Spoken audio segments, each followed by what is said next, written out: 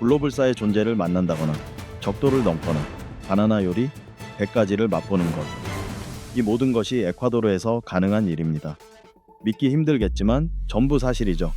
이 남미 국가는 갈라파고스 제도의 순수한 자연미와 웅장한 안데스 산맥으로 전 세계적으로 유명합니다.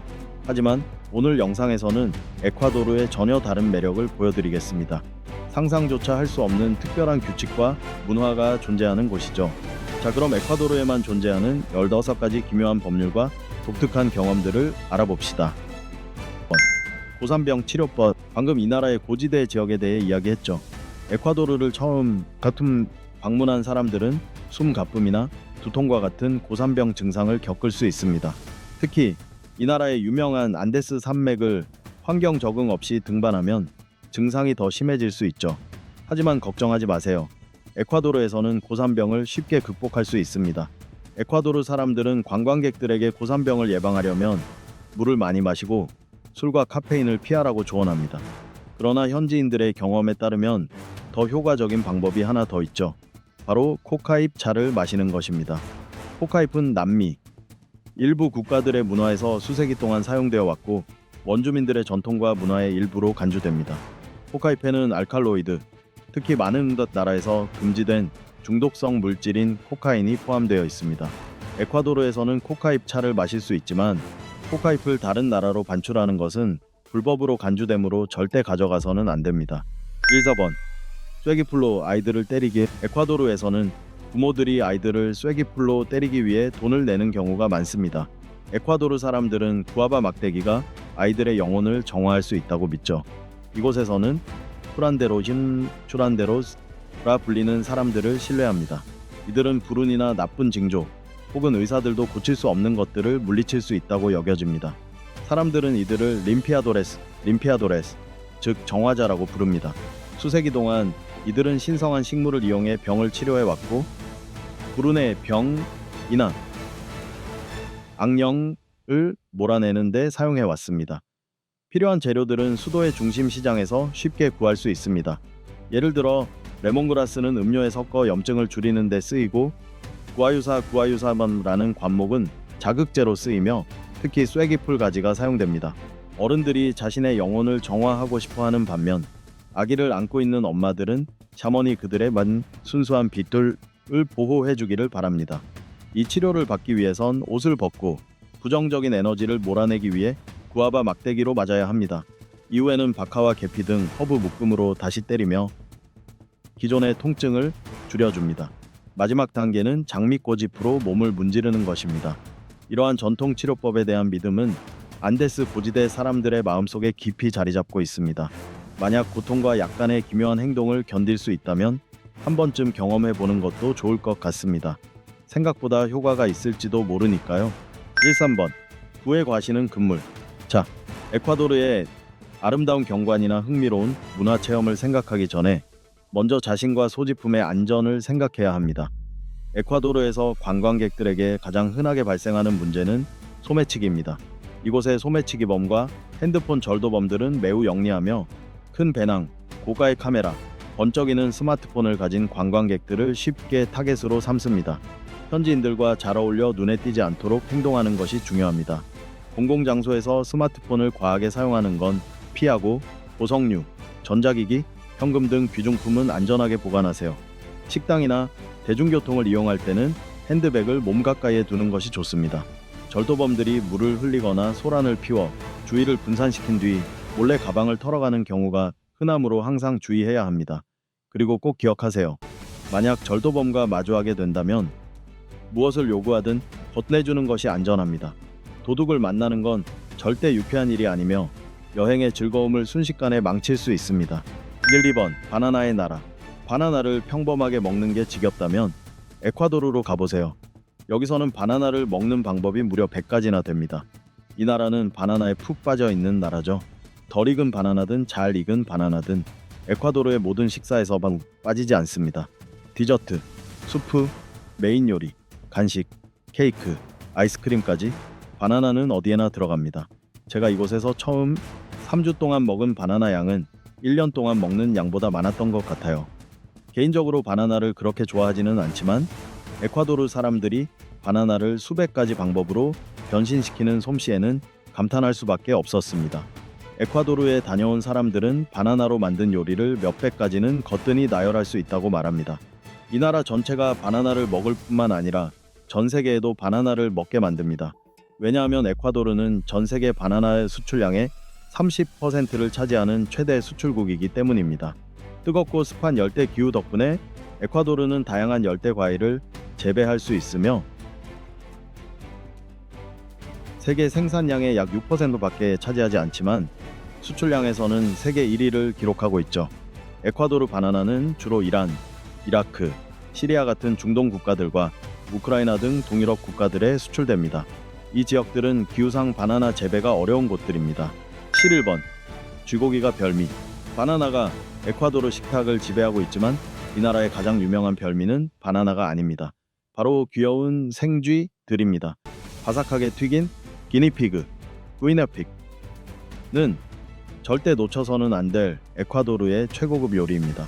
한 마리에 2,000지, $25나 할 수 있는데 참고로 장미꽃 25송이 한 다발은 단돈 $2,005입니다. 이 남미 국가의 소비 수준을 고려하면 결코 싼 음식은 아니죠. 에콰도르에서 기니피그는 오츠쿠이 시위라고 불립니다. 기니피그는 내장을 제거하고 납작하게 편 뒤 뜨거운 기름에 노릇하게 튀겨집니다. 이 진한 현지 풍미를 즐기려면 작은 식당이나 시골 마을로 가야 합니다. 조리가 끝난 쿠이는 매우 향긋한 단내를 풍기며 감자나 옥수수와 함께 제공됩니다. 이 요리는 현지 문화에서 매우 중요한 의미를 가지며 결혼식의 귀한 선물로 여겨지기도 합니다. 다만 쥐고기는 위생 문제가 걱정되는 경우가 많기 때문에 특히 에콰도르처럼 위생에 민감한 여행자들에게는 신중히 선택해야 할 음식입니다. 10번 장수의 계곡. 100세 이상 오래 살고 싶다면 저와 함께 이 땅으로 가보세요. 에콰도르 안데스 산맥 기슭에 위치한 밀차밤바는 그림처럼 평화로운 작은 마을입니다. 이곳은 바로 전설적인 장수의 계곡 Valley of Longevity로 알려진 지역입니다. 어떤 사람들은 농담삼아 불사의 계곡이라고도 부르죠. 이 외딴 마을이 서구의 부유층, 심지어 유명 과학자들과 최고의 의학 전문가들까지도 매료시키는 데는 그럴 만한 이유가 있습니다. 빌카밤바는 세계에서 인구 대비 100세 이상 노인의 비율이 가장 높은 마을로 알려져 있습니다. 일부 주민은 무려 140세까지 건강하게 살았다는 이야기도 전해집니다. 빌카밤바라는 이름은 키추에어 귀추아로 성스러운 계곡, 후일초 밤파이라는 뜻입니다. 이곳은 원래 잉카 왕족들의 요양지였으며 고대 남미에서 가장 강력했던 인물들이 이곳을 찾아 휴식과 건강 회복을 추구했다고 전해집니다. 잉카인들이 왜 이 땅을 선택했는지 이해할 수 있습니다. 이곳은 맑고 깨끗한 물, 신선한 공기, 비옥한 토지, 사계절 봄 같은 기후 덕분에 과일과 약초가 1년 내내 자라기 때문이죠. 또한 빌카밤바는 엘만당고라는 산에 둘러싸여 거의 외부와 단절된 채 살아왔습니다. 현지 전설에 따르면 이 산의 정령이 이 마을을 지진, 화산, 기타 자연재해로부터 보호해주고 있다고 합니다. 수세기 동안 이 성스러운 계곡은 외부와 거의 접촉 없이 평화롭게 살아왔습니다. 그러던 중 1983년 하버드 의대의 알렉산더 리프 박사가 이곳 사람들의 비범한 장수에 대해 내셔널 지오그래픽지에 기고하면서 전 세계의 이목이 집중됐습니다. 이듬해 현지 정부는 빌카밤바 주민을 대상으로 인구조사를 실시했고 그 결과는 놀라웠습니다. 당시 총 89명의 주민 중 9명이 100세 이상, 이 중 미겔 카르피오라는 남성은 123세, 또 다른 호세 다비드라는 남성은 무려 102세까지 살았던 것으로 확인되었죠. 이는 인구 10만 명당 100세 이상 인구가 1,100명에 달하는 수치로 미국의 10만 명당 3명과 비교하면 엄청난 차이를 보여줍니다. 9번 태양에 가장 가까운 곳. 우리는 흔히 에베레스트가 세계에서 가장 높은 산이라고 생각하죠. 하지만 사실이라 생각했던 이 정보는 다르게 해석될 수 있습니다. 에콰도르에 있는 침보라소 산이야말로 지구 중심에서 측정했을 때 가장 높은 산이며 지표면 중 태양에 가장 가까운 지점입니다. 전통적인 측정 방식으로는 에베레스트는 해수면 기준 8,108m로 침보라소 9,268m보다 약 4,600m 더 높습니다. 하지만 지구 중심으로부터의 거리로 측정하면 침보라소의 정상은 6,383m, 에베레스트는 6,349m로 측정됩니다. 이러한 차이는 지구가 완벽한 구형이 아니라 극지방은 평평하고 적도는 약간 볼록한 형태이기 때문입니다. 침보라소 산은 적도에 가깝게 위치하고 있고 에베레스트는 더 북쪽에 있어 지구 중심에서의 거리의 차이가 생기는 것이죠. 결과적으로 침보라소 산은 해수면 기준으로는 높지 않지만 지구 중심으로부터 가장 먼, 즉 태양에 가장 가까운 지점으로 간주됩니다. 즉 다른 시각에서 보면 지구에서 가장 높은 곳인 셈입니다. 8번 세계의 중심 에콰도르는 지리적 특성을 이름으로 사용한 유일한 국가입니다. 에콰도르 이콰도라라는 이름은 공식 언어인 스페인어로 적도를 의미하죠. 이 이름은 적도선이 이 나라를 관통하기 때문에 붙여졌습니다. 에콰도르에서 가장 인기 있는 관광지 중 하나는 바로 미타드 델 문도, 즉 세계의 중심이라는 뜻의 마을입니다. 이곳에는 적도 기념비가 서 있으며 매년 수많은 관광객이 방문하여 세계의 북방우와 남방우를 나누는 노란 선 위에 서서 인증사진을 찍습니다. 하지만 현대의 정밀 GPS 기술에 따르면 실제 적도선은 기념비에서 약 240m 북쪽에 위치해 있다고 합니다. 이에 대해 현지 관계자들은 적도선이 지나가는 지점에 산골짜기가 있어 구조물이 세워지기 어렵기 때문에 기념비를 다른 지점에 세울 수밖에 없었다고 설명합니다. 7번 국경과 무단 탑승 택시는 피하세요. 에콰도르는 작은 나라라 전체를 여행하는 것이 어렵지 않습니다. 그러나 콜롬비아 에콰도르 국경 지역은 범죄 조직의 존재로 인해 위험함으로 여행이 금지되어 있습니다. 키토와 과야킬 같은 대도시에서는 위험하다고 알려진 지역을 피하는 것이 좋습니다.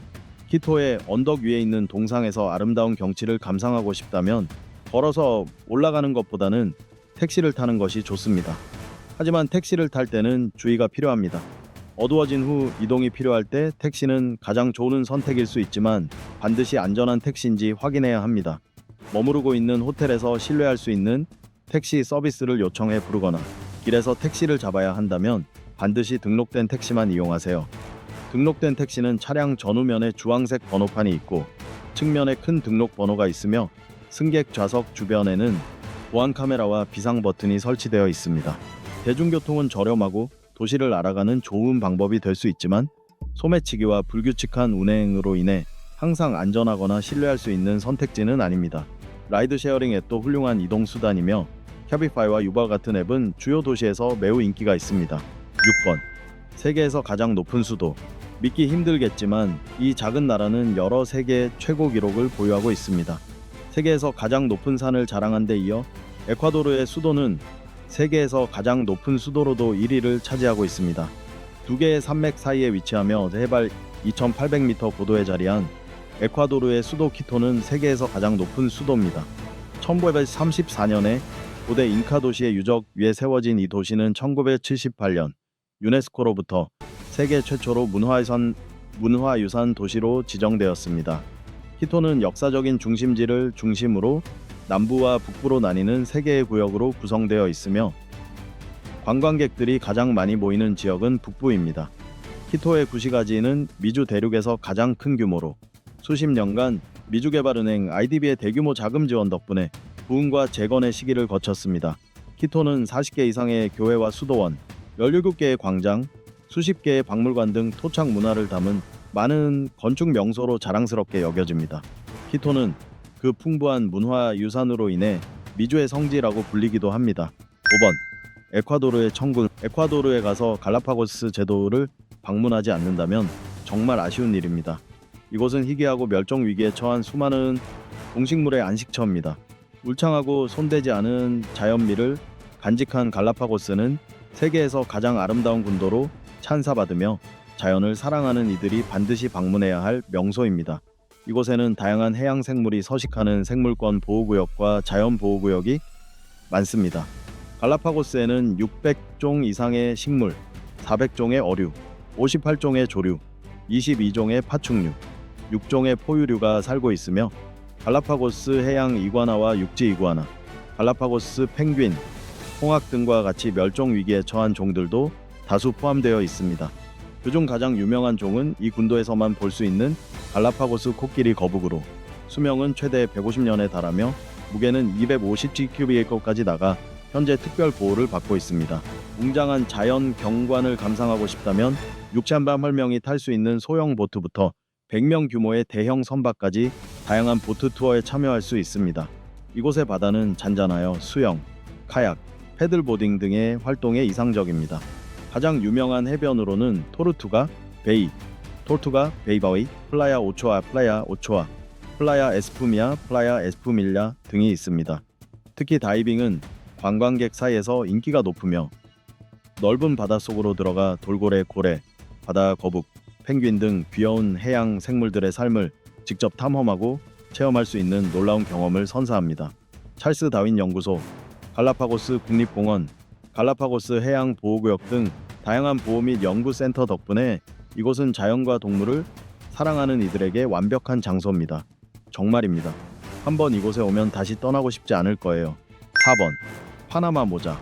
파나마 모자는 1904년 미국 대통령 시어도어 루스벨트가 파나마 운하 건설 현장을 시찰할 때 착용하면서 전 세계적으로 유명해졌습니다.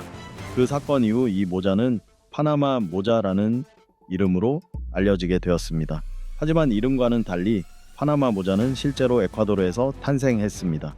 원래 이 모자는 에콰도르 서해안 마나이 지역의 전통 모자로 1800년부터 1912년까지 활동했던 에콰도르의 대통령 엘로이 알파로의 고향이기도 합니다.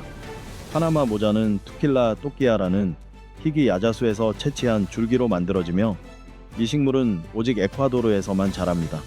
이 모자들은 이후 파나마로 수출되어 강한 햇빛을 차단하고 통기성이 좋아 시원하게 유지해주는 기능 덕분에 큰 인기를 끌었습니다. 당시에는 파나마 운하 건설에 참여한 미국 노동자들과 기술자들이 애용하는 필수품이 되었습니다. 에콰도르에 방문한다면 파나마 모자를 꼭 기념품으로 사세요. 진심으로 말씀드리지만 이 모자들은 세계 최고 품질을 자랑하며 가장 뛰어난 장인들이 정성껏 만든 작품입니다. 3번. 세계에서 가장 화산이 많은 나라. 에콰도르에 오면 가끔 땅이 흔들리는 것에 익숙해져야 합니다. 이 나라는 세계에서 가장 활발한 화산 활동을 보이는 나라 중 하나로 주민들에게는 크고 작은 진동이 일상처럼 느껴질 정도입니다. 에콰도르는 지진과 화산 폭발이 자주 발생하는 불의 고리 패시픽 링 오브 파이어에 위치해 있습니다.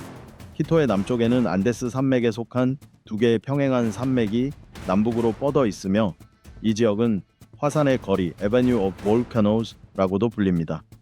키토 남부에 위치한 퉁구라후아 화산 퉁구라후아은 최근 수년간 지구상에서 가장 활발한 화산 중 하나입니다. 현지인들에 따르면 이 화산의 이름은 불의 목구멍이라는 뜻을 가지고 있으며 1919년부터 분화를 시작해 2014년 4월까지도 활동을 이어갔습니다.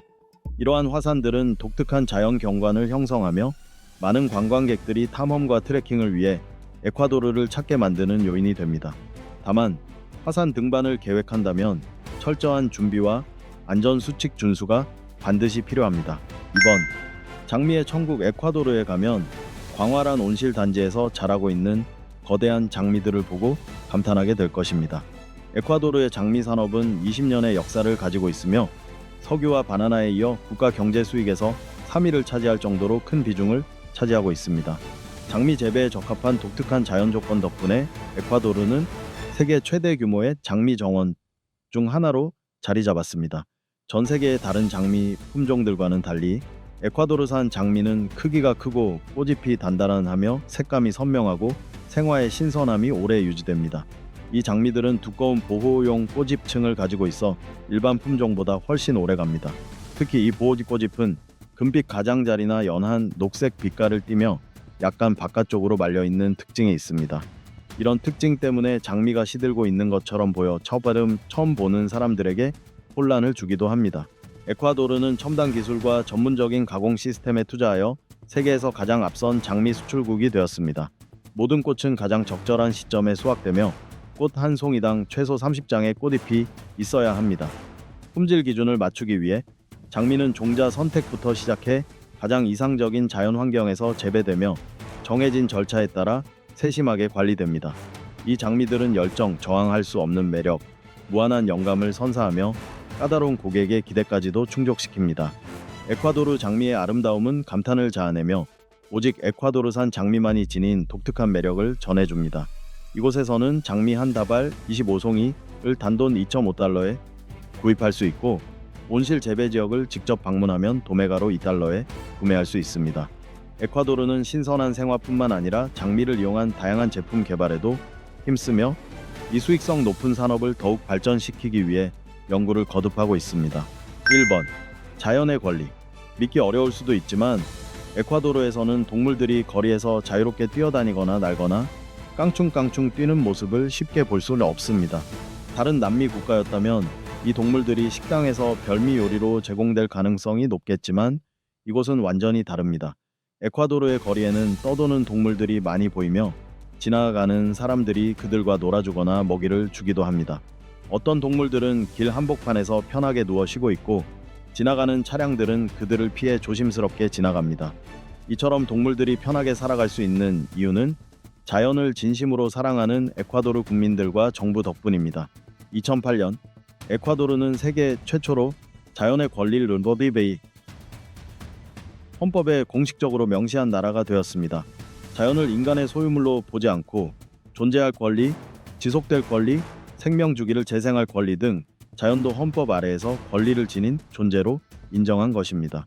이러한 시각은 자연의 사회적 법적 역할에 대해 새로운 관점을 제시하며 단순히 착취의 대상이 아닌 권리를 지닌 주체로 자연을 바라보게 합니다. 에콰도르 헌법에는 자연의 권리라는 새로운 장이 추가되어 자연이 존재하고 지속되며 그 고유한 생명 순환을 재생할 권리를 비롯한 여러 보호 권리가 보장되고 있습니다. 이 결정은 환경을 보호하고 국가의 자연 자원을 지키기 위한 더 큰 노력의 일환이기도 합니다. 이러한 법적 조치는 국제사회로부터 많은 주목을 받았으며 세계적인 환경 보호 운동 속에서 높이 평가되고 있습니다. 지금까지 알아본 에콰도르의 독특한 금기사항과 특이점들은 이 나라의 문화와 법에 대한 흥미로운 통찰을 제공합니다. 자연의 권리를 인정함으로써 환경을 보호하고 과시적 소비에 대한 특별 규정을 두는 등 에콰도르는 법적 문화적 측면에서 독자적인 위치를 점하고 있습니다. 하지만 결국 이 모든 것은 에콰도르가 가진 수많은 매력 중 일부에 불과합니다. 이 나라는 아름다운 자연 경관, 다양한 문화, 풍부한 요리를 함께 지닌 보석 같은 나라입니다.